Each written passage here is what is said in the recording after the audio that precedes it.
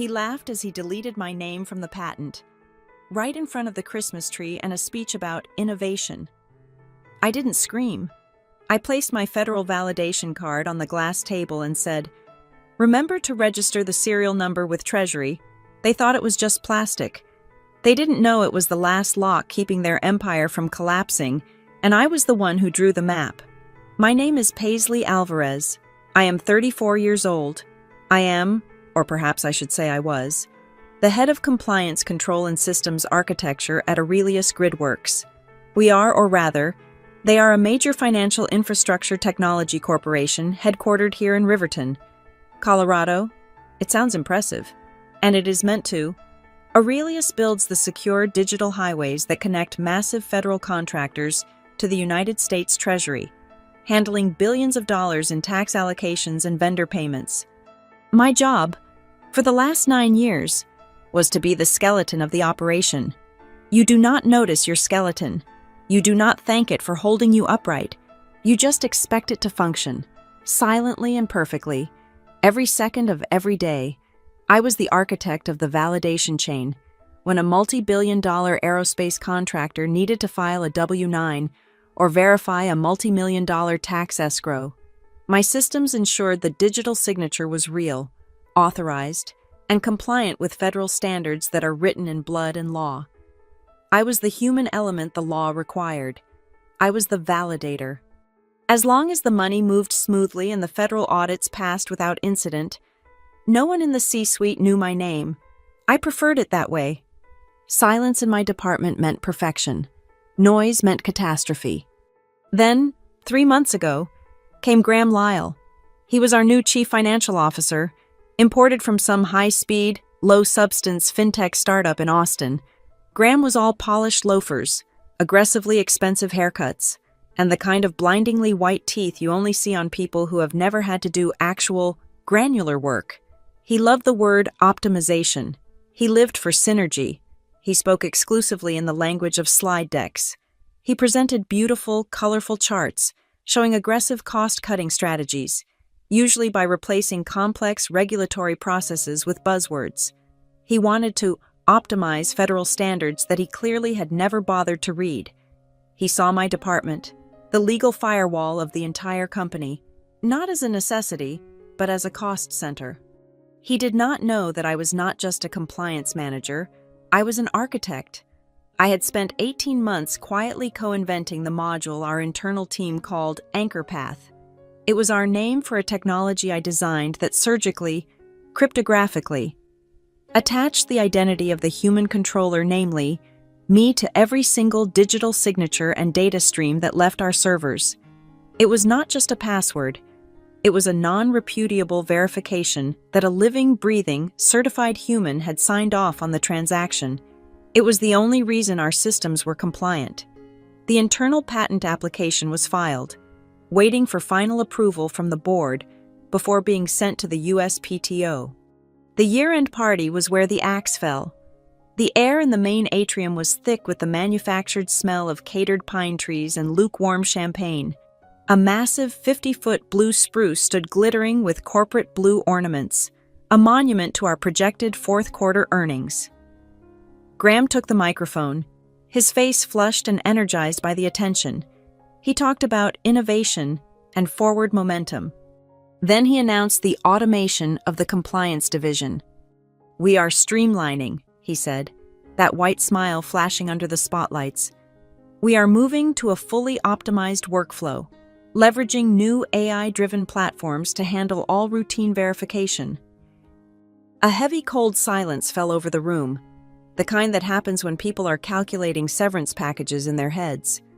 Routine verification was my entire team. He was announcing layoffs, disguised as progress, right before Christmas. He was gutting the company's legal failsafe. And then, the moment that stopped my heart, he mentioned the new Q1 pipeline. "Powered," he said, beaming, "by the new AnchorPath module, a proprietary system developed by our finance and legal teams to accelerate our filings." He did not just steal my work, he erased me. He laughed as he deleted my name from the patent, right there in front of the Christmas tree.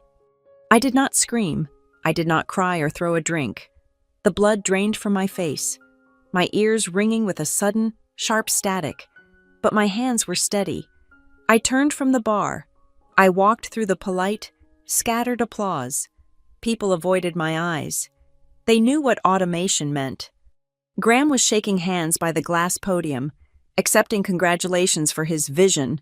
I waited. When he finally turned to me, his smile was practiced, dismissive. He was expecting congratulations, or perhaps a desperate, undignified plea for my job. I did not say a word about the patent. I did not mention my team. I simply reached into my jacket pocket and pulled out my federal validation card. Level 4 clearance. It was not a company ID. It was issued by the Department of the Treasury. It was heavy, rigid plastic, embedded with a visible chip and a complex holographic seal. Its serial number was hard-linked in every single Treasury portal, every partner database, every contractor gateway that Aurelius Gridworks used. It was the physical key to my digital signature. It was the human in human validator. It was, functionally, me. I placed it on the glass table between us. It made a quiet, definitive click. "What's this?" he asked, his smile faltering for just a second. "That is the validation anchor," I said, my voice low and perfectly even. "Remember to register the serial number with Treasury before the 1st of the year. The transfer requires a certified successor." He looked at the card, then at me. He genuinely did not understand. He thought it was a symbolic gesture of resignation. He thought it was just a piece of plastic. He smirked, that awful, confident smirk. He picked it up, weighing it in his hand as if it were a cheap business card. "Right," he said, condescendingly, tucking it into the breast pocket of his tailored suit. "We'll have it handle the new credentials for the system." He dismissed me. He dismissed the warning. He failed to understand that the serial number was not a preference. It was the law. You cannot automate a human anchor. You must transfer it, a legal process involving notarized forms and a secure chain of custody. He had just accepted the legal linchpin of the entire multi-billion-dollar operation, and he did not even know what it was. I turned and walked away. I walked past the nervous-looking engineers and the HR reps who were already planning their termination schedules. I walked out of the atrium, the sound of sparse obligatory applause following me into the cold, thin air of the Colorado night. They thought I was defeated. They thought I was just another casualty of optimization. They were wrong. Graham Lyle thought he had stolen my invention and fired me. He did not realize that by taking my name off the patent, he had absolved me of any ethical obligation to save him. And by taking my card, he had accepted the very tool that would dismantle his operations. The gears were turning, the clocks had started, and I was the one who had set the schedule. What Graham did not know, what no one at Aurelius knew, was that I am not just a compliance architect, I am a realist. 6 months ago, the very day Graham first started using the word synergy in budget meetings, I had filed paperwork with the state of Colorado. I established a simple, quiet limited liability company, a consultant's shingle. It was called Northbridge Compliance Atelier. It was my lifeboat, and it was about to become my weapon. I didn't go home and drink. I didn't burn my employee handbook or call a lawyer. I went home, slept for 8 hours, and woke up at 6 a.m. The company-issued laptop on my desk was still active. They wouldn't cut my access until human resources processed the automation paperwork, which would be slow and clumsy, especially during the holiday week. They were sloppy. I was not. My first stop was the internal patent repository. It was a dusty corner of the network that no one but me, the CTO, and the legal team ever touched. I opened the folder for Anchor Path. There it was, the final draft, marked Q1 priority, finalized for USPTO. I opened the document, and I felt the air leave my lungs. It was not a subtle change. My name, Paisley Alvarez, listed as lead inventor, was struck through with a digital red line. Just like that, gone. In its place, 2 names had been added, Graham Lyle lead and Arthur Finch external legal. Arthur Finch. I knew that name. He was a partner at the high-priced law firm Graham had brought in as outside counsel. This was not a misunderstanding. This was a deliberate, calculated theft, signed and dated. I closed the file and opened the repository's access logs. You do not edit a file on a secure server without leaving footprints. The system was meticulous. There, an entry from the previous night, or technically, that very morning. Access granted user patent paralegal. The timestamp was 2:13 a.m. I had never seen that user account before. It had been created at 2:05 a.m. and granted full administrative privileges to the patent repo. Then, at 2:19 a.m., its privileges were revoked and the account was deleted. It was a digital ghost, summoned only to commit the crime and then vanish. It was clean, professional, and utterly damning. Graham thought he had stolen an idea, a set of blueprints. He was a fool. He did not understand that I do not build theories, I build systems. AnchorPath was not just a 20-page document describing a future product. I had already woven a causal version of it, its core logic, into the existing contractor payment pipeline over the last 6 months under the guise of a compliance integrity update. The live system, the one processing millions of dollars right now, was already hard-coded to look for a specific human validator's credentials, my credentials to complete its secure handshake. Graham had just announced he was automating the very thing, but he had no idea it was already running. He had stolen the name, but he had left the engine. I minimized the log file and pulled up the master service agreements for our top 3 federal contractors. I knew these documents by heart. I scrolled to Section 4, Subsection B, Compliance and Validation. The language was boilerplate, which is to say, it was absolutely inflexible. All filings, invoices, and tax-related submissions required a certified human validator of record. And then, the sentence that mattered. Any change, transfer, or succession of the designated validator of record must be registered with the Treasury portal and all contracted parties within 72 hours of the change in status. 72 hours. I had handed Graham my card at the party. He had accepted it. The clock had started the second he put it in his pocket. He was already in violation. He just did not know it. Next, I checked the new purchase orders. Graham had been busy. A new 3-year contract with an automation platform called Fluxify. The marketing materials were slick, full of promises about frictionless AI-driven compliance. I spent 20 minutes digging into their technical specifications. I searched for one specific phrase, human offloaded compliance certification. It was not there. Of course it was not. Fluxify was a glorified form filler. It was designed to scrape data and plug it into digital templates. It had no legal authority to be the signer. It could not, under federal law, replace the human validator. It was designed to assist the validator, not replace them. Graham had just bought $1 million calculator and told the board it was an accountant. The first petty counterattack came just before noon. I was reviewing Slack when a small pop-up appeared. Your access to the channel Legal Compliance Review has been revoked. My channel, the one where I signed off on every major code push. A minute later, my access to the shared legal drive went dark. They were cutting my lines of sight, trying to blind me before they pushed me out the door. I did not send a single email. I did not message HR asking what was going on. I opened a new folder on my personal, encrypted hard drive. I took a screenshot of the patent paralegal log. I saved a PDF of the altered patent draft. I saved a copy of the original draft, the one with my name on it, which I had notarized with a digital timestamp 6 months prior. I saved the purchase order for Fluxify. I saved a copy of the master service agreement.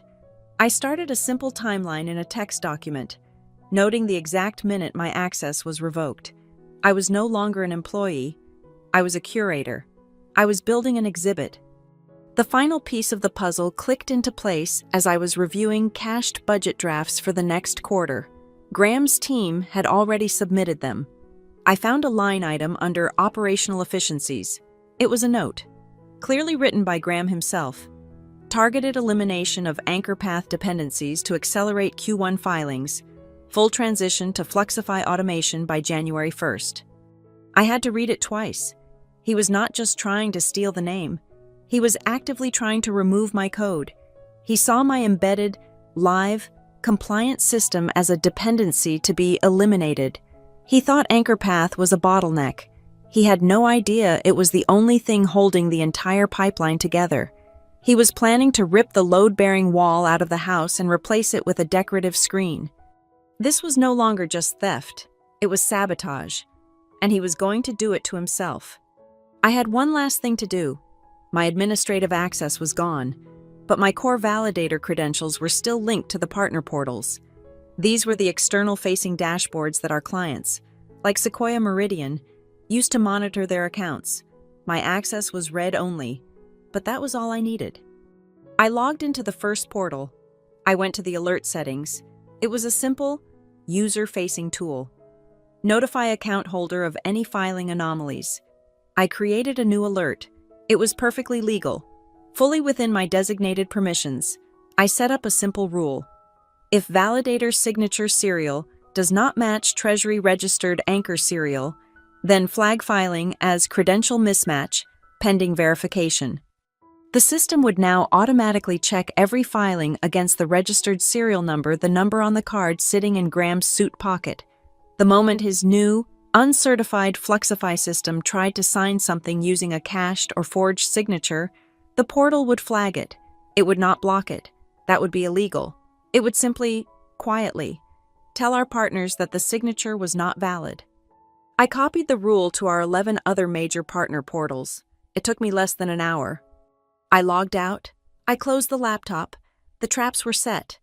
The evidence was collected. Graham Lyle was marching toward the 1st of January, giddy with his own brilliance, ready to optimize his way into a federal compliance nightmare. He had no idea that the plastic card he had in his pocket was not a key, it was a timer, and it was about to run out. The week after the party was quiet, too quiet. My corporate laptop was a brick, my access severed. The official termination notice arrived in my personal email, a cold, boilerplate message from Human Resources citing organizational restructuring. I was just another line item, optimized. But Graham Lyle was not quiet. He was proud. He couldn't wait until the new year to show off his new toy. The company's internal news portal, which I could still see via public RSS feeds, was lit up with his self-congratulation. Fluxify integration, a seamless Q1 transition. He had run simulations, test batches of data from the previous quarter, the executive dashboard, a screenshot of which he included in a company-wide email, was a beautiful hypnotic field of green. 99.8% uptime, filing efficiency increased. The emails of congratulation were sickening. Reza, the CTO, replied all. A testament to agile synergy. This is the future. Graham. They were cheering for a Potemkin village. They were running a flight simulator and believing they were airborne. They do not understand compliance. Failure in my world is not a blue screen of death. It is not a server room fire with alarms blaring. Compliance failure is silent. It is a hairline fracture in a dam, invisible from the surface. It is the molecular weakening of steel in a bridge. It holds, and it holds, and it holds, right up until the precise moment the load becomes too much, and then failure is instantaneous, absolute, and catastrophic. Graham was driving a parade of trucks onto a bridge I knew was cracked, and he was waving to the crowd. I had to be certain. I could not operate on assumptions. I used my personal phone to call Susan Donnelly, a senior accounts payable manager at Sequoia Meridian, our largest federal contractor. We had spent a grim 3-day audit together 2 years ago and had bonded over a shared hatred of bad data. Susan, hi, it's Paisley Alvarez, I said. Paisley. I heard you flew the coop. Good for you, she said, her voice warm. I swear, that new CFO of yours has been running our reps ragged. What's up? Quick professional question for you. Since I'm doing some independent consulting now, just confirming the current standard, you guys are still requiring the Treasury registered validator signature for all escrow releases. Right, the hard-linked serial number. Susan let out a sharp laugh. Are you kidding me?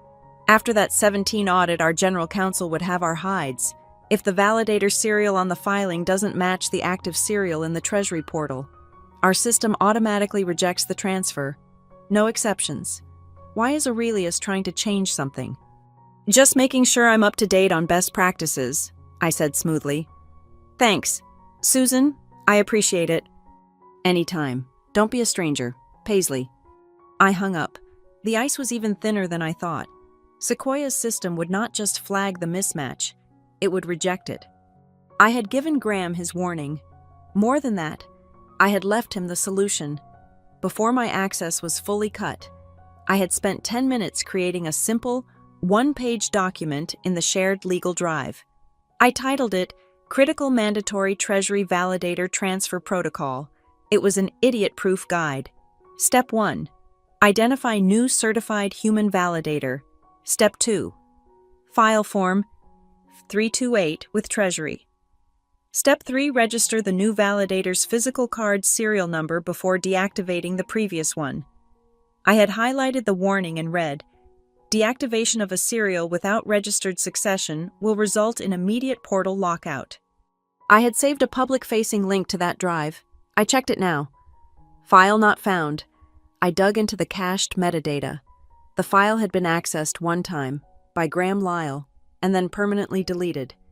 He had not just ignored the instruction manual, he had burned it. I knew why he was so confident. The entire legal department was skeleton crewed for the holidays. Janine Armitage, our sharp-as-a-tack general counsel, was on a cruise in Hawaii. Her out-of-office reply guaranteed she would not see any emails until January 2nd, and Reza, the CTO, was a hardware man, not a regulatory architect. I had seen a forwarded email chain before I left, where he assured Graham, "Don't worry about the legacy auth handshake. The new API layer will mimic the old credential. Fluxify can handle it." Mimic. He was going to counterfeit a federal signature. They were children playing with matches, completely unaware they were sitting in a refinery. They thought AnchorPath was a single checkpoint. They thought my card was a simple key. They had no idea what I had actually built. I sat at my kitchen table with a fresh legal pad and a black pen. It was time to map the blast radius. I was not the anchor for one system. I was the anchor for 11. 1. The 1099 contractor payment pipeline. 2. The W-9 new vendor verification and onboarding portal. 3. The primary federal tax escrow account. 4. The Treasury lockbox interface for high-volume receivables. 5. The state-level tax withholding queue. 6. The contractor insurance verification feed. 7. The quarterly filings portal for our aerospace division. 8, 9, 10. 3 separate, massive payment gateways for our largest infrastructure partners. 11. The master compliance log itself, which required my signature to validate its own integrity. And here was the beauty of it, the simple, lethal elegance of the design. My code, embedded deep in the core of those 11 streams, did not check for a job title. It did not check for a username, or a password, or a biometric scan. It checked for one thing, and one thing only: the 32-character alphanumeric serial number hard-coded into the chip on my physical, Level 4 validation card. The card that was, at this very moment, sitting uselessly in Graham Lyle's desk drawer like a forgotten souvenir. The system was designed, by law, to be inseparable from a single, registered human being. You could not mimic it. You could not automate it. You could only transfer it, a deliberate legal process. By firing me and deleting the guide, Graham had not just failed to appoint a new captain, he had thrown the ship's one and only navigator overboard, locked the wheel, and set the engines to full throttle, all while beaming about his fuel efficiency. It was time to make my final moves. I collated my evidence: the original notarized patent draft, the altered draft, the patent paralegal logs, the Fluxify contract, my termination letter. I drafted a formal, polite, and lethally precise letter. It was addressed to the Aurelius Board of Directors, care of Janine Armitage. It was a formal reservation of my technical authorship and intellectual property rights concerning the anchor path algorithm. I made no threats. I issued no demands. I simply put my claim on the record, attaching the notarized proof of invention. I paid a local courier $30 in cash to deliver the sealed envelope to the Aurelius Tower, and most importantly, to get a signed, time-stamped receipt of delivery from the General Affairs Office. An intern signed for it at 4:45 p.m. on December 28th. The letter would sit, a ticking bomb, in Janine's unopened mail pile. My last stop of the year was a drab, 2-story office park 10 miles from downtown. I signed a 6-month lease on a 600-square-foot office. The carpet was industrial gray and the air smelled like stale coffee. I bought a used metal desk, a sputtering, second-hand coffee machine, and the cheapest, fastest business router on the market. I stuck a simple vinyl-lettered sign on the frosted glass of the door. Northbridge Compliance Atelier. I plugged in the router.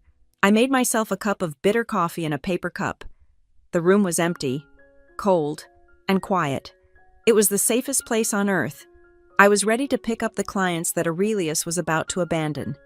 January 2nd, the first working day of the new year. I was at my new desk at Northbridge at 5:30 a.m., watching the sun rise over the Flatirons. The coffee was thin and tasted like ash. I was not logged into their system. I did not need to be. I was monitoring the public-facing portals of the U.S. Treasury, the ones any registered consultant can see. I was simply watching for the tide to go out, to see who was left stranded. The first automated alert would have hit Graham Lyle's inbox at precisely 6:02 a.m. The Treasury's master system is a relentless, beautiful machine. It never sleeps. It runs a diagnostic sweep of all registered validator credentials every morning.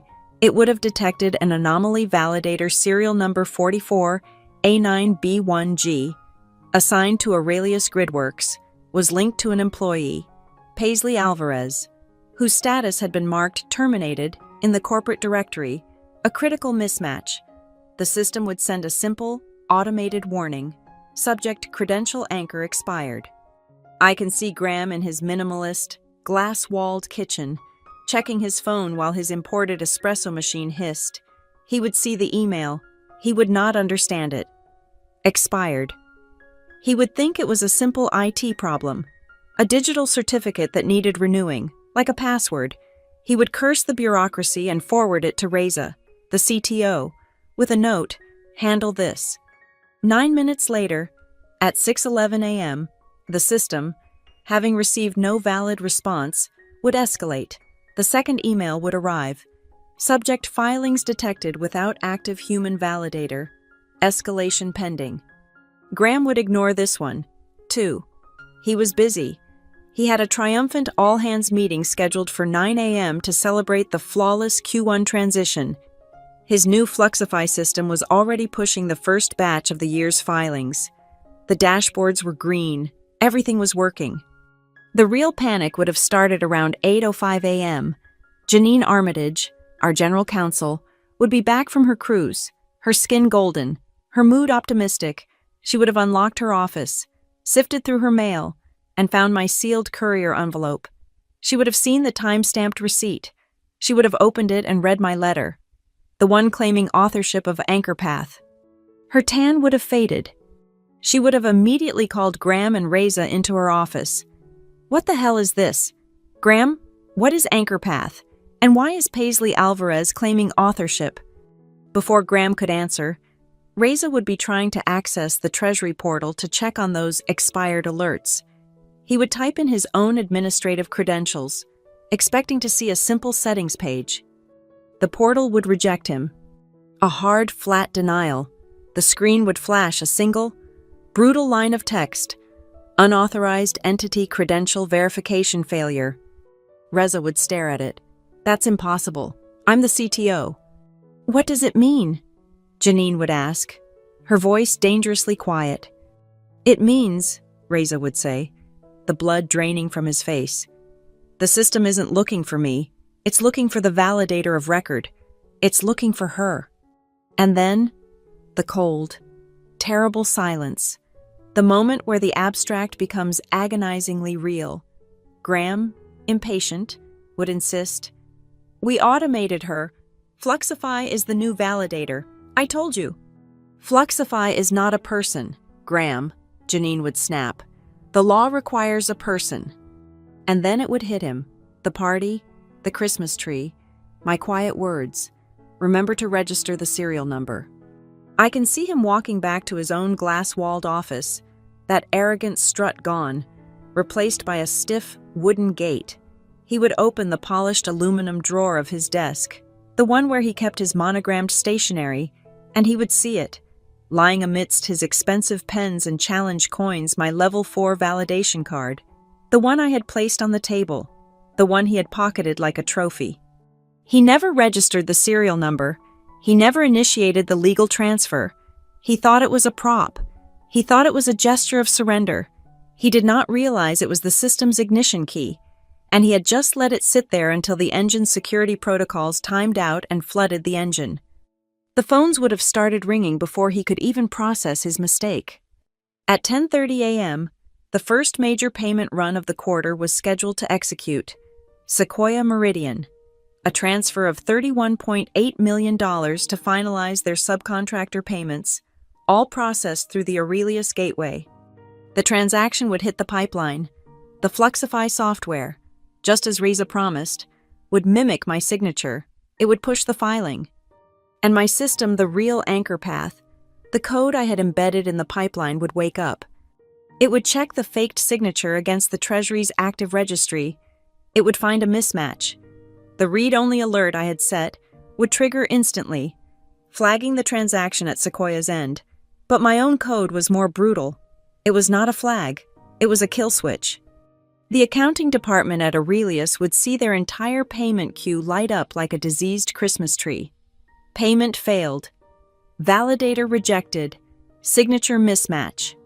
Simultaneously, in Graham's inbox, a new email would arrive. This one was not from an automated system. It was from Susan Donnelly's boss, the vice president of finance at Sequoia Meridian. The subject line was 2 words, operational pause. The body of the email would be short. Mr. Lyle. As of 10:30 a.m., Aurelius Gridworks is in immediate and material breach of our master service agreement. Section 4, subsection B, all pending transfers, valued at $31.8 million, are hereby frozen. All Aurelius-managed portals are suspended. We await immediate clarification on your validator status and compliance integrity. The entire contractor payment system was frozen, solid. The automated system, Fluxify, the one Graham had celebrated, had just attempted to file using a cached, unauthorized credential. The Treasury logs, which Reza would now be frantically reviewing, would not show a simple error. They would show a word that makes compliance officers sick. Unauthorized credential simulation. It was not a glitch. It was a crime. Graham Lyle would be standing in his office, holding that small, rigid piece of plastic. He would finally, for the first time, understand. It was not a badge. It was not an accessory. It was a switch, and he had just watched the lights go out on his entire $31 million operation. My phone was off. I did not need it. My work was done, and the next phase was simple waiting. I was in my bare gray office, the router blinking its steady green light, the coffee machine gurgling as it produced another cup of acidic sludge. The silence in my small room was a stark contrast to the pandemonium I knew, with absolute certainty, was erupting just 10 miles away in the Aurelius Tower. I could picture the emergency meeting with perfect clarity. The main boardroom on the 50th floor, all glass and brushed steel, the view of the mountains obscured by the cold January glare. Harper Duvall, the CEO, would be there. He would have taken the red-eye from Boston, his $1,000 suit rumpled, his face the color of old parchment. He hates operational details. He sees them as beneath him. Now, he would be drowning in them. And in the center of the massive, black granite table, sitting under the cold glare of the LED spotlights, would be my level 4 validation card. It would be placed there like a piece of evidence at a murder trial, the murder of their entire Q1 projection.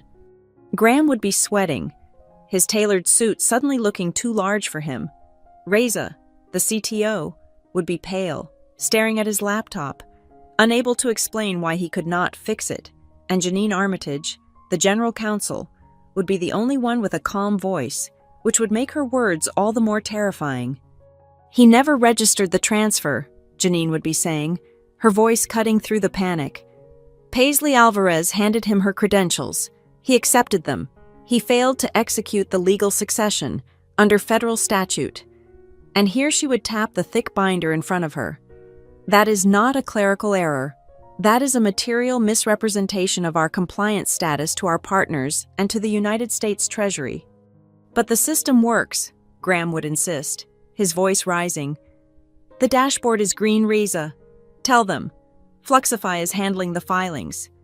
And Reza, the hardware man, the man who believed an API could replace the law, would have to admit the truth.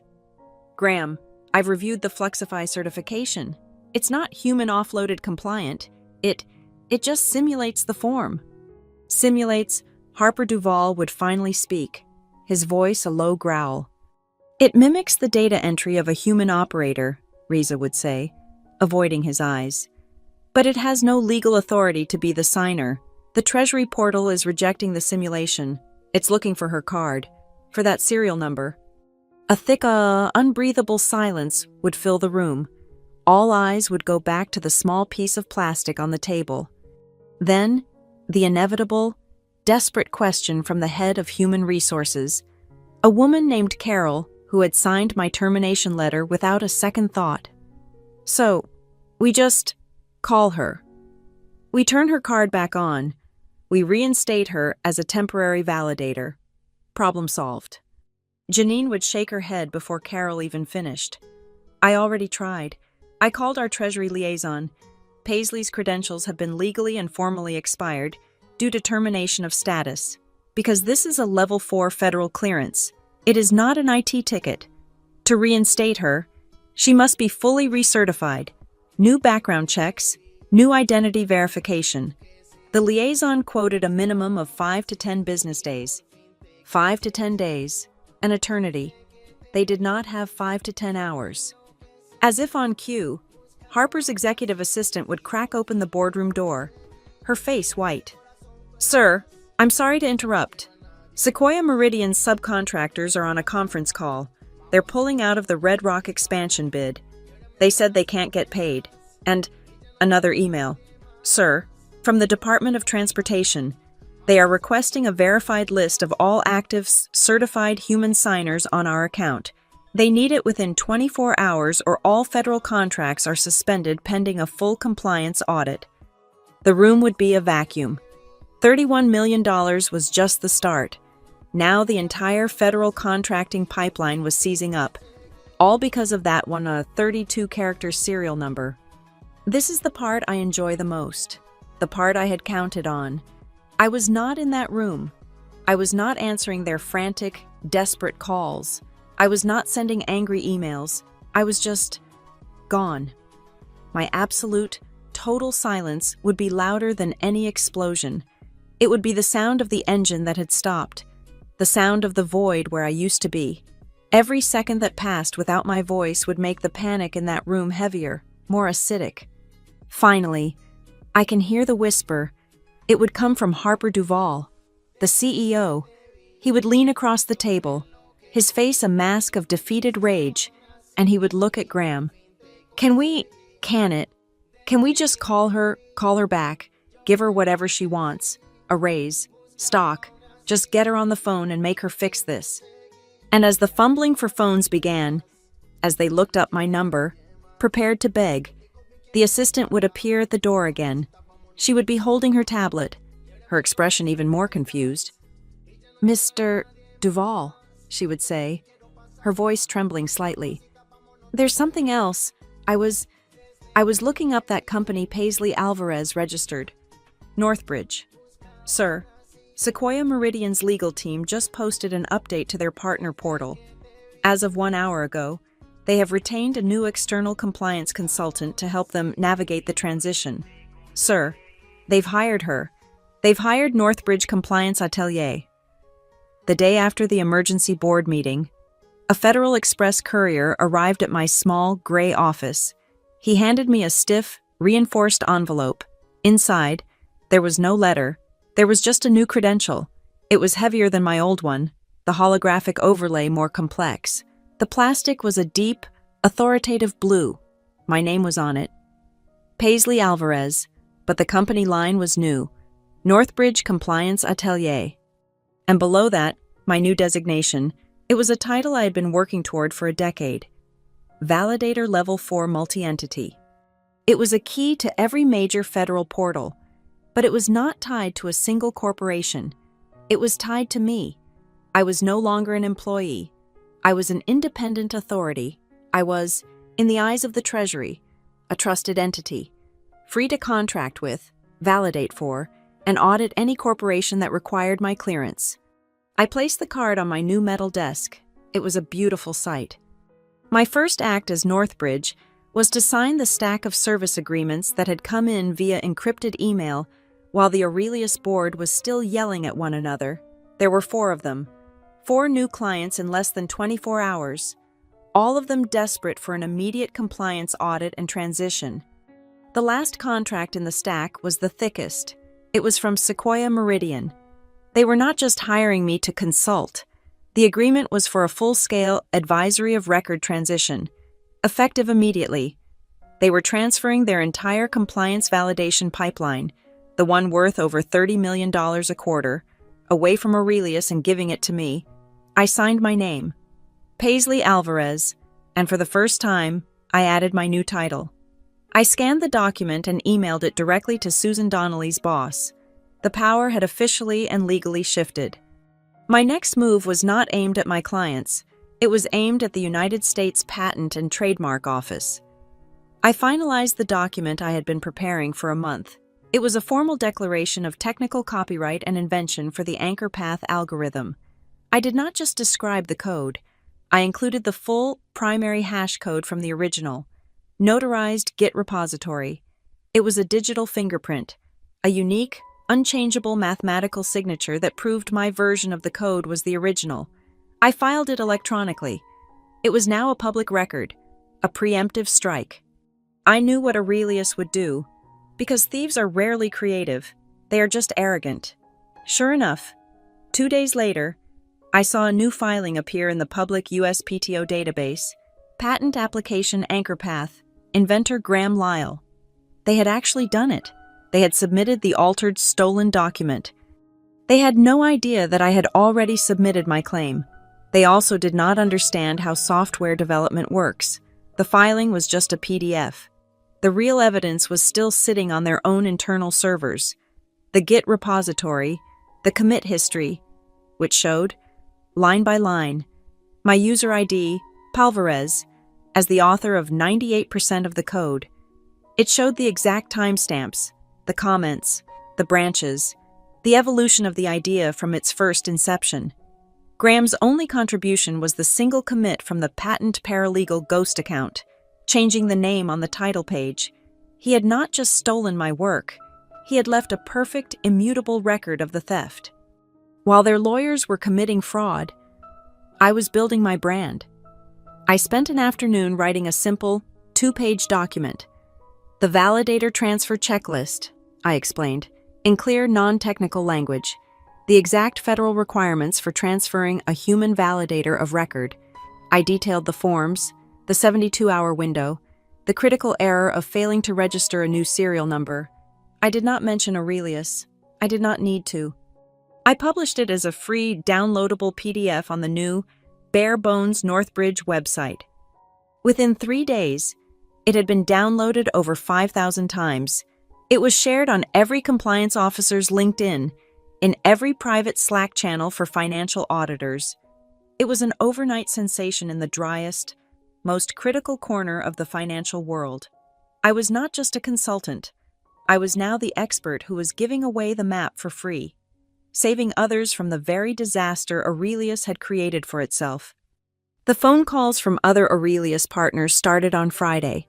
They were not angry, they were terrified. They had read my checklist. Then came the call I had been half expecting. It was a private number. No caller ID. Ms. Alvarez. The voice was smooth, older. My name is Marcus Thorne. I am a primary investor in Aurelius Gridworks. I sit on the board's compensation committee. He did not waste time. You have, in a very short period, created a situation of profound leverage. I am impressed, and I am concerned. Harper and Graham have made a catastrophic error. This is not how we do business. It seems, I said, my voice even, that this is how Graham does business. A temporary problem, he dismissed. Listen, we can make this right, and we can make you whole. We need a rescue. Come back, not as an employee, as a partner. We are prepared to offer you a significant equity stake in the company, a bonus that will make you forget this unfortunate misunderstanding. Just come back, reactivate the system, and help us transition. Name your price. I looked out the window of my small office. A rescue. He wanted me to rescue the man who had spit on my work, erased my name, and tried to destroy my career. He wanted me to put out the fire he had started. Mr. Thorne? I said, and the coldness in my own voice surprised me. I appreciate the offer, but I am not a rescue service. I am a compliance architect, and you have a fundamental misunderstanding of the situation.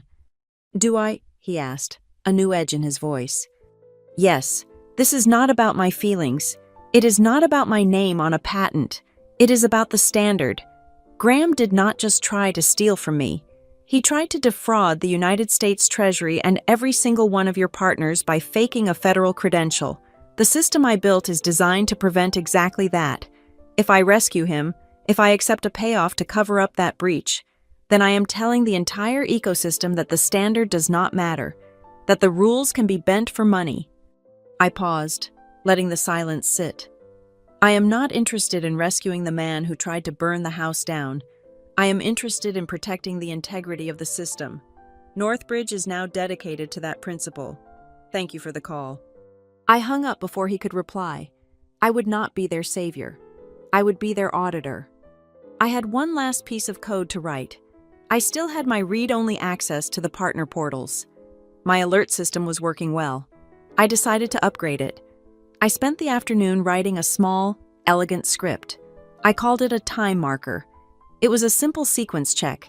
If any of the 11 systems I had anchored tried to push a filing without a valid, registered human signer's serial, it would not just flag it, it would now automatically log the attempt, package the evidence of the credential simulation, and forward that package to the primary compliance officers at every other partner portal. If they tried to cheat again, everyone would know, instantly. This was not sabotage. This was mandated transparency.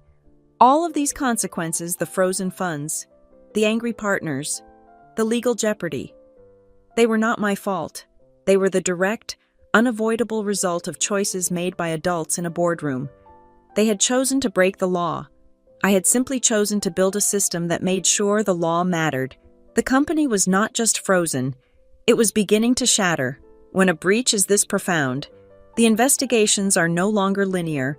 They become a chaotic, multi-front war, and the first front to break open was internal audit. The auditors, a quiet group of people I had always respected, were not looking for my card. They were following the money. Graham had pushed through a massive, unbudgeted consulting expenditure in the fourth quarter. It was to the law firm, Arthur Finch's firm. The auditors wanted to know what, exactly, they had consulted on for such a staggering fee. They started digging, and they found the fund. Graham had created it himself, using discretionary executive authority. He had named it, with a breathtaking lack of subtlety, the Acceleration Fund. It was a slush fund, plain and simple, designed to pay for off-the-books services without oversight. The payments to Finch's firm were not for consulting. The invoices were for patent finalization and strategic IP acquisition. That discovery, cross-referenced with the date of the patent filing, was all it took. Someone in the finance department, Seeing the auditors circling and realizing they were standing on a landmine, forwarded an email chain to Janine Armitage. It was the smoking gun. It was not a subtle request. It was a direct order from Graham to Arthur Finch. Finch, I am green-lighting the acceleration payment. In return, I need the final patent draft filed by end of year. Ensure my name is listed as lead inventor. The Q1 executive bonus structure is tied directly to patent origination, and I intend to collect on this. Janine now had proof. It was not a mistake. It was not a misunderstanding. It was premeditated, documented fraud, paid for with a secret corporate fund. Graham, however, was a cornered animal, and cornered animals are predictable. He was in the boardroom with Harper Duvall, trying to spin the only narrative he had left. This is not a technical failure. Harper, he was insisting, his voice slick with false confidence. This is a personnel failure. The former employee, Ms. Alvarez, was uncooperative. She was disgruntled about the automation. This is a deliberate act of sabotage. She refused to participate in the handover. She abandoned her post and took the credentials with her. He was trying to paint me as the villain, but he had forgotten about the logs. That's not what the Treasury logs show. Graham, Janine's voice cut in, cold and precise. She would have had them printed out. The logs show the system functioning perfectly until exactly 6:02 a.m. on January 2nd. The precise moment Ms. Alvarez's termination triggered the credential expiration. The system did not fail. Graham, you did. You failed to register the successor. And then, she would have held up the second log, the one from the Fluxify system. You actively attempted to bypass federal security by simulating her signature. The logs show 11 attempts in a single hour. They all failed. Graham had no answer for that. The data was absolute. Later that evening, my personal phone buzzed, a text from a number I did not recognize. Paisley, this is Janine Armitage. Off the record, they are building a narrative that you abandoned the system and that your work was incomplete. I need the original anchor path timeline, concept, collaboration notes, original repository access, notarization, anything you have. They are going to try to bury you to save him. Janine was a lawyer. She was not protecting me. She was protecting the company from a lawsuit, and the only way to do that was to surgically remove the cancer. The cancer was Graham. I understood. I did not text her back. The biggest twist, however, did not come from a lawyer. It came from the disgraced CTO. Reza, humiliated and facing termination for his API mimicry, had apparently been living in the code repository for 48 hours, desperately trying to understand the system he had so arrogantly dismissed. He was not looking for the patent files.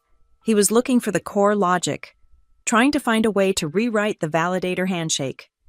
And in doing so, he found a module he had never seen before, a section of code I had walled off and encrypted, a file named Subroutine Silent Alert Protocol. When he finally decrypted it, he found the comments I had left for myself. Logs all non-matching signature attempts simulation forgery to a secure, off-site, immutable ledger, red flags entity for partner review. Reza stared at his screen. He realized, with dawning horror, that my system had not just been blocking their fraudulent filings, it had been recording them. It was a silent witness. He followed the pathway and found the log file. It was a perfect, second-by-second record of every single attempt Fluxify had made to counterfeit a federal signature. It was not just a log of failures. It was a detailed, technical confession of their intent to commit fraud. He printed it out and walked it straight to the board's audit committee. The game was over. The next morning, an email landed in my Northbridge inbox. It was formal. From the audit committee chair. Ms. Alvarez, the board of directors of Aurelius Gridworks formally requests that you provide any and all documentation pertaining to your claim of authorship for the Anchor Path intellectual property. They were commanding me. They still did not get it. I did not reply to them. I picked up my phone and called my new client, the vice president of finance at Sequoia Meridian. Sir, I said, as your new compliance advisor of record, I feel it is my duty to provide you with documentation that proves the intellectual property of the system you were using has been compromised by your former vendor. I am sending you a secure package. It contains the original, notarized authorship records for AnchorPath, the full Git commit history, and the email chain ordering the alteration of the patent. I believe this demonstrates the full scope of the bad faith actions at Aurelius. An hour later, a team of lawyers from Sequoia Meridian forwarded the entire package to the Aurelius board. The message was brutally clear. I was not their disgruntled ex-employee. I was their largest client's critical advisor, and I had just handed them the evidence of Aurelius's crime. The wave I had been waiting for finally crested. My phone rang again. It was the director from the Department of Transportation, the federal partner who had given Aurelius the 24-hour deadline. "Ms. Alvarez," he said, his voice all business, "we have read your free checklist. It is the most sensible piece of regulatory writing I have seen in a decade. It has come to our attention that you are the premier expert on this validator standard. We have identified 7 other contractors in our portfolio who are currently using, or planning to use, the Fluxify platform. We would like to retain Northbridge Compliance Atelier to manage their transition away from that platform, effective immediately. We need to know this vulnerability is contained." 7 companies. My little 2-page checklist was not just public relations. It was the single greatest piece of marketing I could have ever created. The migration was beginning. Graham, now completely cornered, did the only thing a man like him knows how to do. He tried to control the story. He mobilized the public relations firm. A press release hit the wires, followed by a softball interview in a friendly trade magazine. The headline, "Innovation Stifled by Outdated Regulations." In the article, Graham, quoted as a visionary CFO, lamented the bureaucratic red tape that was holding back progress and punishing agile companies. He was trying to paint himself as a victim of the system. He had insulted the entire compliance community. The backlash was immediate and glorious. The community he had dismissed as bureaucrats responded. My checklist, the one explaining why those regulations existed, was shared so widely it crashed the small server hosting my website. A prominent compliance blogger wrote a scathing takedown. "This isn't outdated regulation. This is the law that stops people from faking signatures on $30 million transfers. The bureaucracy Mr. Lyle complains about is what we call the law. The free checklist from Northbridge is now required reading for any professional in this space."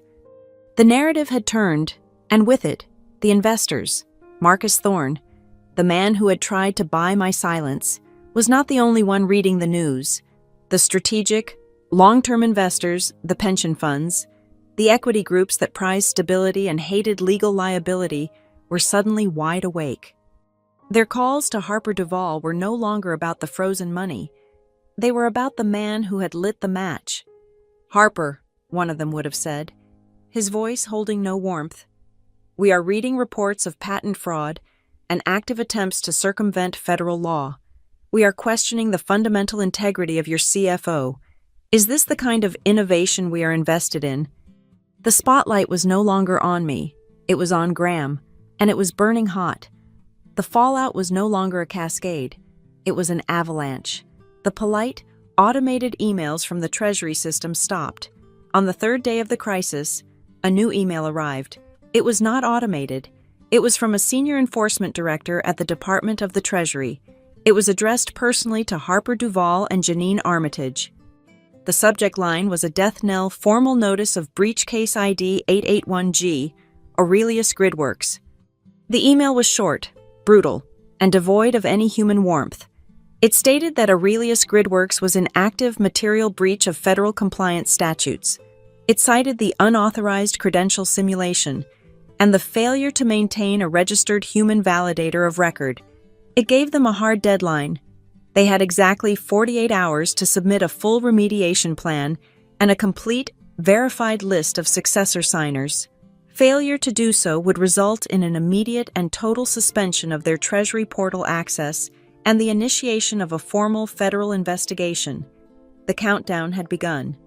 While they were reading that email, I was signing new contracts. The dam had broken. The Department of Transportation was just the first. 2 more federal contractors, seeing the chaos and reading the public chatter about my checklist, had bolted. A third, a massive private logistics firm, followed an hour later. They were not pausing their relationship with Aurelius. They were terminating it. All 3 signed long-term, high-priority contracts with Northbridge Compliance Atelier, naming my firm as their new advisory of record. My tiny, gray-walled office was suddenly the new nexus of compliance for over $50 million in quarterly transactions. Graham Lyle, however, was not finished. He was forced on leave, his company keycard deactivated, but he was still a wealthy and arrogant man. He still believed he was the victim. He still believed AnchorPath was his. On Friday afternoon, I received a curious email. It was not from Graham. It was from a generic acquisitions account at a newly formed LLC I had never heard of, Apex Strategic Innovations.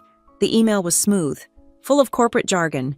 It said they had noted the recent market disruption and were interested in acquiring the intellectual property rights for the AnchorPath algorithm from me personally.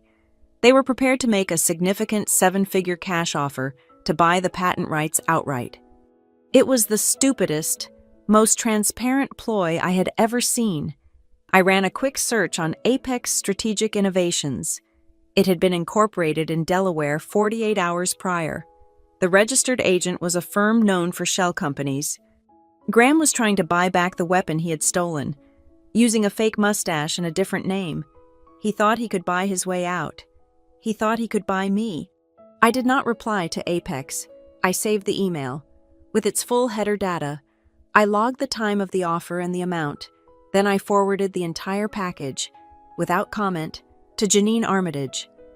I added a simple subject line, FYI, evidence of continued IP manipulation by associated parties. I hit send. It was another log for the fire.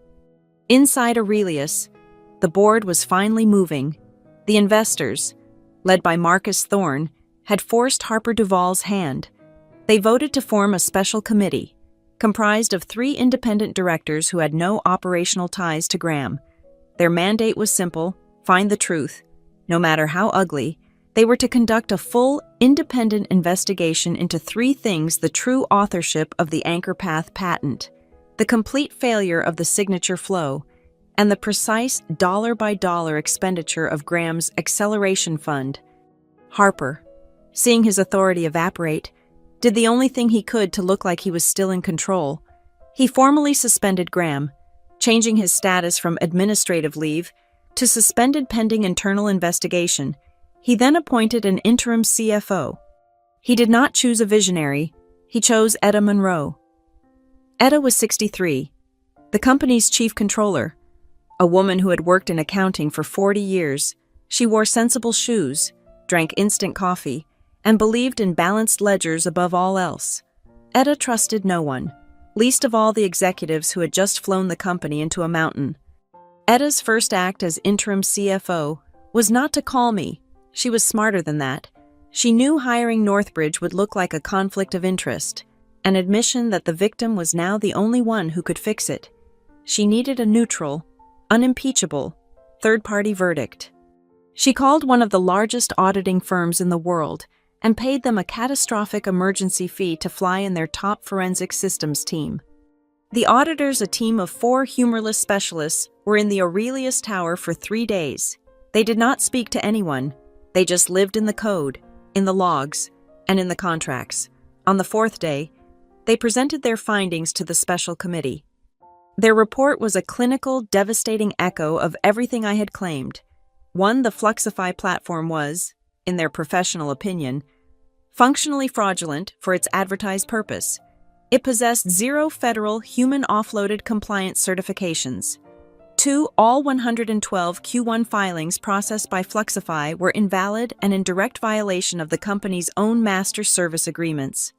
3, every single invalid filing would need to be manually recalled and resubmitted, one, by a new, legally registered human validator. The third-party report vindicated me completely. I was not the saboteur. I was the architect of the alarm system they had intentionally ignored. Then came the shock.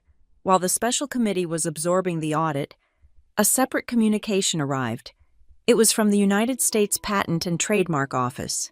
The USPTO examiner had reviewed both filings, the fraudulent one submitted by Aurelius's lawyers, and the formal authorship claim I had submitted.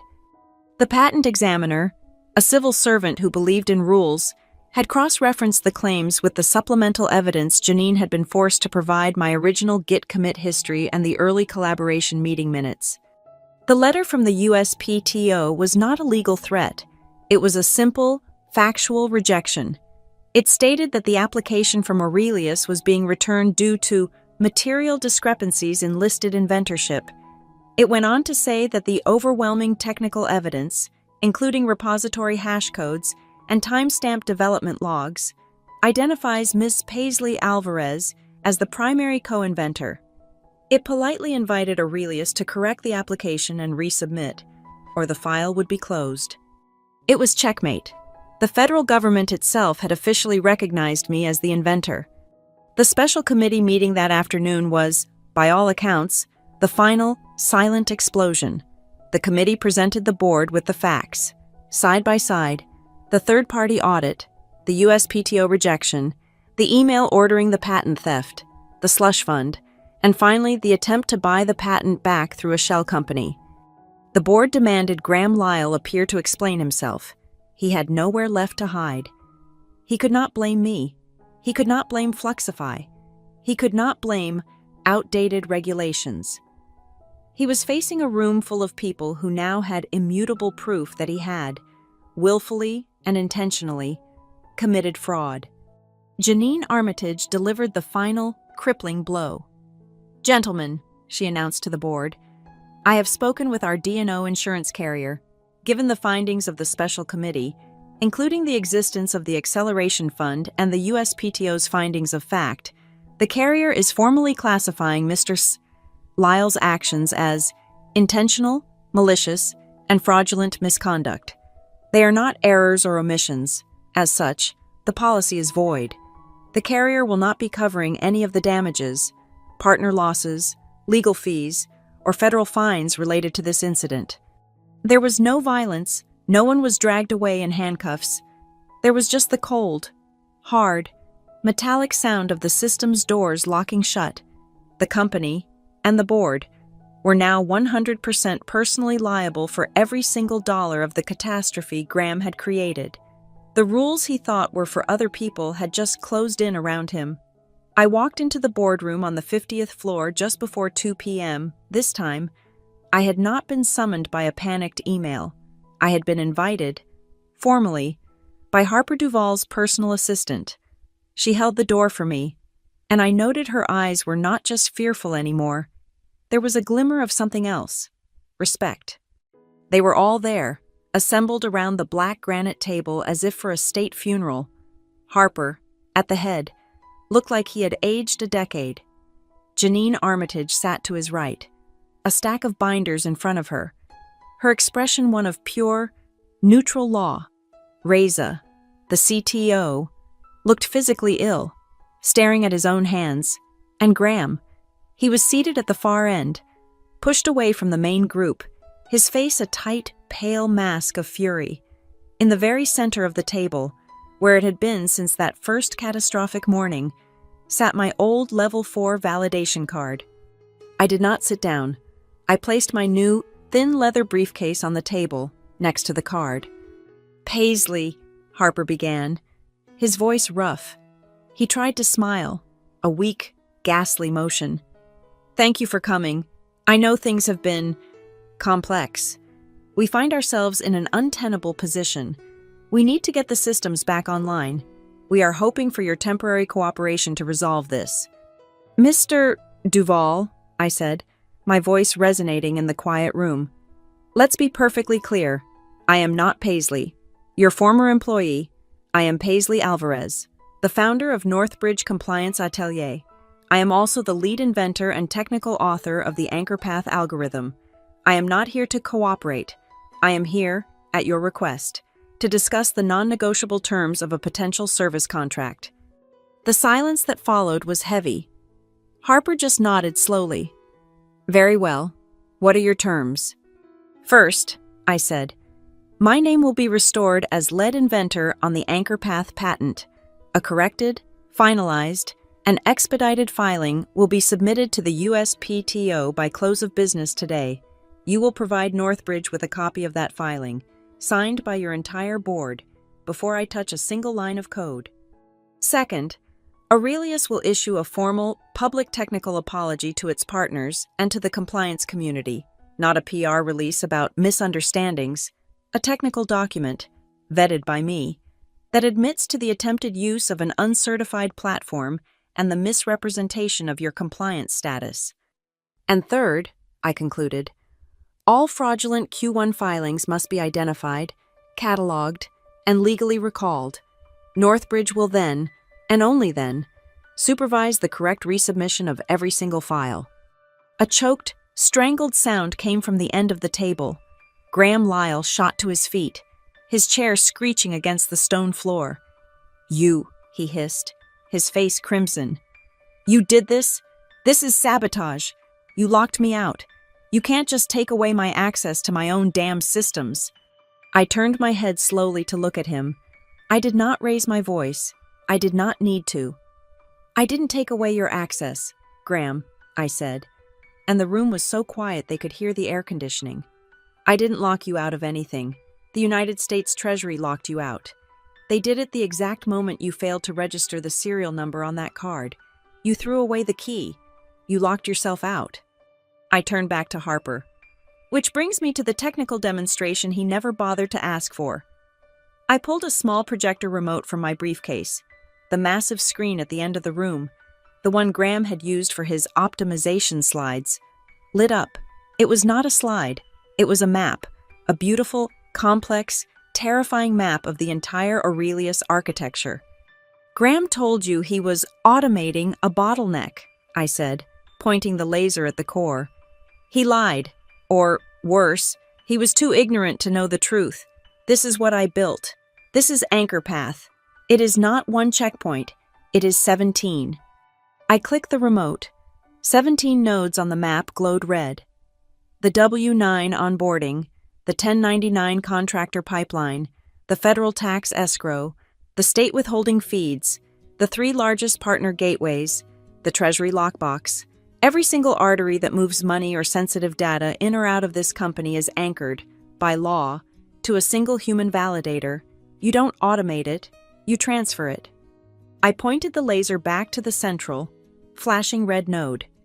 "You didn't just remove a dependency, Mr. Duval. You took a scalpel to the primary load-bearing wall of this entire building. You removed one point, and the entire structure collapsed, exactly as I designed it to do." Janine Armitage cleared her throat. "She is correct. Harper," she stated, her voice flat. "I have reviewed the federal master contracts for the 3rd time. Section 9, subsection C, explicitly forbids the humanization of a signature by software without an active, registered validator. Graham's use of Fluxify was a direct, material breach. We aren't just down. Gentlemen, we are, at this moment, legally fraudulent." The word hung in the air, sucking all the oxygen out. Then, a new voice, Marcus Thorne, the investor, who had been sitting silently in the corner. "Mr.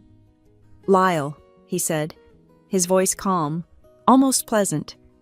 "This isn't the first time your name has been associated with intellectual property misattribution, is it?"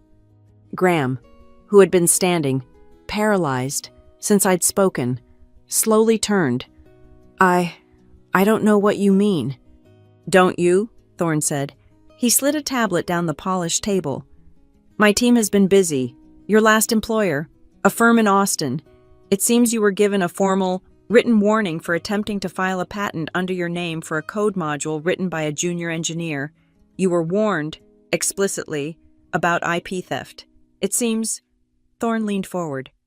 "You didn't learn your lesson, did you, Graham?" It was over. That was the kill shot. Graham didn't say a word. He just sank back into his chair, his face the color of ash. Harper Duvall looked at Graham, his expression one of pure, unadulterated disgust. Then he looked back at me. The pragmatist had returned. "Ms. Alvarez, your terms are accepted. All of them. Janine is drafting the binding commitment on the patent authorship right now." He slid a single-page document across the table, a high-priority advisory contract. "We need this nightmare to end. We need systems restored. We have 72 hours before the next payment cycle fails and the breach becomes systemic. Northbridge will coordinate the full resubmission. 72 hours. Can you do it?" I picked up the contract. I looked at it, then pulled a pen from my briefcase. "Northbridge can meet that deadline," I said. "But you will add 2 addendums to this contract, right now." Harper sighed. "What are they?" "One, a full, independent, third-party forensic audit of the acceleration fund. I want to know where every single fraudulent dollar went. And 2, the Fluxify platform is to be taken offline, not paused. Its contract is to be terminated. It will not touch your systems again until it receives full federal certification, which we all know it never will." I held the pen over the contract. Harper looked at Janine. She nodded. He had no moves left. "Agreed," Harper said, his voice a hoarse whisper. "Agreed." The room was dead silent. The contracts were being signed. The war was won. And as I looked at Graham Lyle, a man staring at the blank screen where my map had been, I knew the quiet part was about to begin. The contracts were signed. The 72-hour clock was ticking. My terms were agreed upon, memorialized in binding legal documents. But I knew men like Graham Lyle. They are not built for defeat. They are built on an arrogant certainty that the rules are merely obstacles, suggestions that they, and they alone, are clever enough to bypass. He was still in that boardroom, a ghost at the feast, having been forced to watch as his entire domain was handed over to me to fix. He must have still had his laptop. He must have had one last backdoor, one last pathetic, desperate patch he and Reza had cooked up. We were 6 hours into the remediation plan. It was just before midnight. I was in my own office, coordinating the data recall, when my system, my beautiful, silent, meticulous system sent me an alert. It was the silent alert protocol that Reza had found too late. But it did not just go to me, as I had programmed it. It also went, simultaneously, to the direct inbox of the Treasury's Enforcement Director and to the encrypted inbox of the Special Committee Chair. The alert was simple, technical, and absolutely unforgiving. Alert: unauthorized credential bypass attempt. User G. Lyle. Action manual override of validator handshake. Node 11, federal tax escrow. Status attempt blocked, logged. Graham had not been sitting silently in defeat. He had been typing. He had tried, one last time, to activate the Fluxify mimic code, to push through a single file, perhaps to prove that he was still in control, that his automation was the future. He thought he was smarter than the system. He forgot I built the system. He forgot that I built it specifically to catch men exactly like him. The explosion in the boardroom, I was told later, was instantaneous. Marcus Thorne, the investor, was chairing the late-night session. He saw the alert appear on his tablet. At the exact same moment, he looked up from the alert, his eyes cold steel, and looked down the table at Graham Lyle, who was likely trying to look casual, his laptop still open. "Graham," Thorne said, his voice dangerously soft, "did you just attempt to access the federal escrow pipeline?" Graham's blood ran cold. He started to stammer, to deny, to blame a glitch, but the proof was right there, on the screen. The log file was attached. It showed his username, the exact line of code he tried to execute, and the precise timestamp. He had not just failed. He had, while under formal investigation by the board, actively attempted to commit federal fraud again. He had just signed his own confession. He had handed them the loaded gun. Harper Duvall, who had been watching this, finally moved. There was no more debate. There was no more discussion of leave. He picked up his phone. He did not call security. He called Janine Armitage.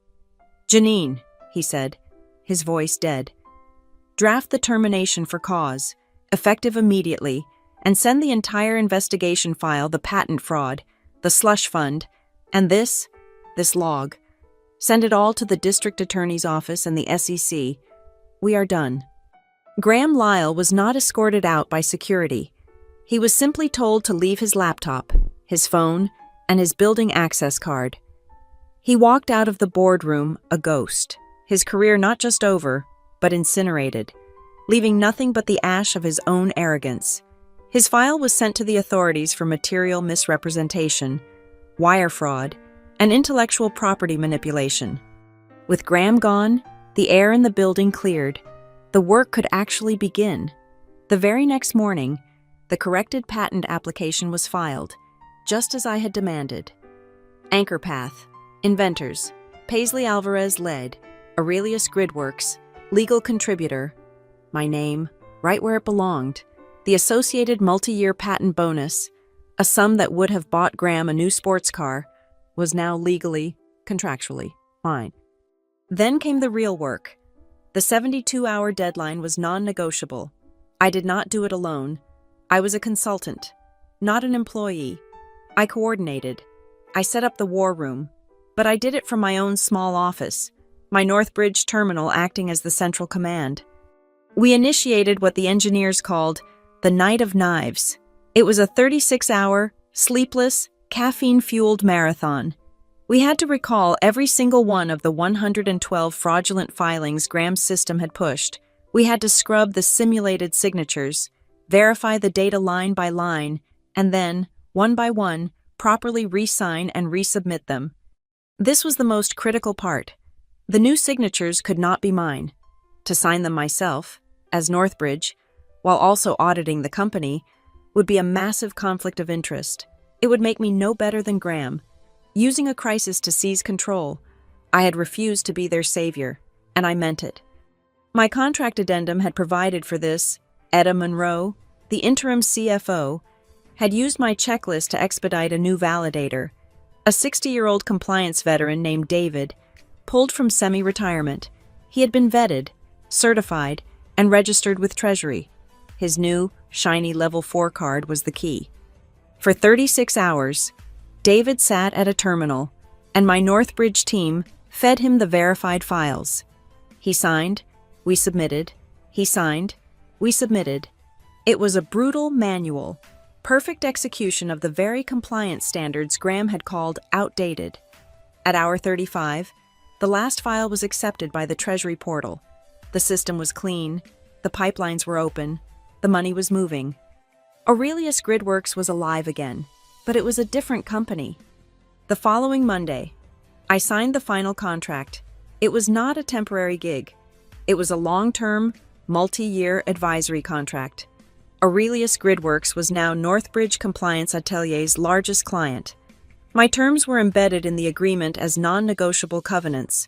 The acceleration fund was dissolved, the independent audit was underway, and my favorite clause, Section C, any change in the status of a registered human validator must be reported to Northbridge and registered with Treasury within 24 hours.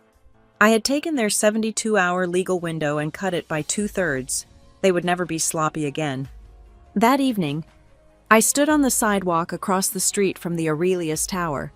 It was a glass and steel monolith, glowing against the dark Colorado sky. I reached into my briefcase and pulled out a sealed plastic evidence bag. Inside it was my old card, the one I had placed on the table at the party. Janine had insisted I take it back. I had refused. I had her seal it as legal evidence. I looked at the small piece of plastic. "No switch is harmless," I whispered to myself, "when you do not understand what it controls." Tomorrow, I would walk into that building one last time. I would not go to the 50th floor. I would go to the legal department on the 20th. I would hand this bag to Janine. It was the physical proof of the crime, the tangible object that had brought a multi-billion-dollar corporation to its knees. It was the Tang certificate, the evidence of the kill. I turned my back on the glass tower. I did not need it. I walked toward my car. toward my small rented office 10 miles away, the office where my name, Paisley Alvarez, was on the lease, on the contracts, and on the patent. My name was exactly where it belonged. As I slid into the driver's seat, my phone buzzed. A new email. It was not from Aurelius. It was from a vice president at a different tech conglomerate, a competitor. "Dear Ms. Alvarez," it read, "we have been following the Northbridge checklist with great interest. We are in the process of implementing our own new AI-driven automation for our payment portals. We would like to retain your services to ensure a smooth transition." I looked at the email. I smiled. The shadows of another empire, another man who thought he was smarter than the rules, were already gathering. It looked like another journey was about to begin. Thank you all so much for listening to my story. I'm curious, where in the world are you tuning in from today? Let me know in the comments below. I'd love to connect and hear your thoughts. Please subscribe to Boss Revenge Stories, like this video, and if you enjoyed this, support us by hitting that hype button so more people can hear this story.